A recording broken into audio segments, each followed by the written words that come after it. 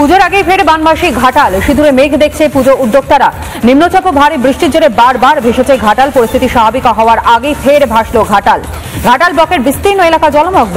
শিলাবতী নদীর জল বেড়ে জলমগ্ন ঘাটাল এবং থমকে রয়েছে মণ্ডপ তৈরির কাজ। কোথাও জলে ডুবেছে মণ্ডপ, যে ছবি ওই লাগাতার আপনাদের সামনে তুলে ধরছে। এখনো কোথাও না কোথাও হাঁটু সমান জল রয়েছে, কোমর সমান জল রয়েছে এবং সেই নোংরা জল পেরিয়েই যাতায়াত করতে হচ্ছে ঘাটালের বাসিন্দাদের। একেবারে টপ ভিউ থেকে সেই ছবি আপনাদের সামনে আমরা তুলে ধরছি। দেখতেই পাচ্ছেন বিস্তীর্ণ এলাকা, একরের পর একর জমি এখনো পর্যন্ত সম্পূর্ণ জলের তলায় রয়েছে।